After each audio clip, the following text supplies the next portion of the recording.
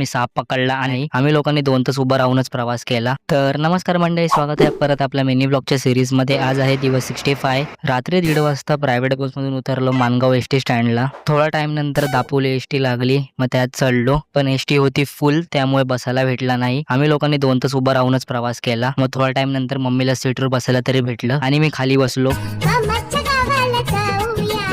Perfect 3:30 वाजता पोहोचलो चिंचाई फाट्याला. तिकडनं नशीब रात्री रिक्षा तरी भेटली. परफेक्ट वाजले 4 आणि पोहोचलोय घरी. आता जातो आणि झोपतो, सकाळी भेटूया. सकाळी उठून पहिला गेलो पाणी भरायला. मस्तपैकी बोरिंगवर जाऊन पाणी भरलं आणि मी पण थंड पाण्याने मस्त आंघोळ करून घेतली. मग वाडीमध्ये पालखी आली आणि आम्ही लोक पण गेलो मग पालखी सोबत.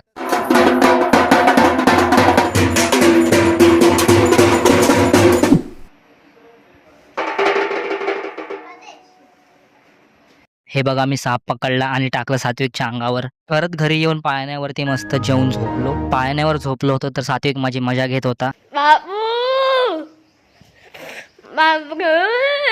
मग आम्ही गेलो गाव फिरायला. इथे अजून पण 5 वाली मॅगी भेटते. किती दिवसानंतर दिसली यार. लगा पाहिजे.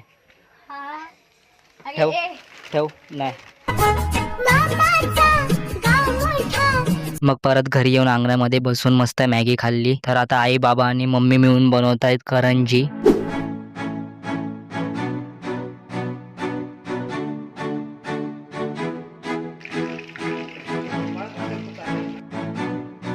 तर आता काका आलाय आम्हाला न्यायला. मग आता आम्ही निघालो मामाच्या गावावरून आपल्या गावाला, म्हणजेच लाटवण मंचेकरवाडीला.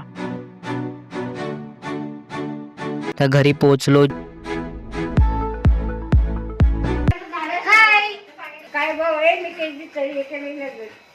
आत्या काकीने आजी मिळून पुरणपोळ्या बनवतायत. मम्मी पण आल्या लगेच हातभार लावते.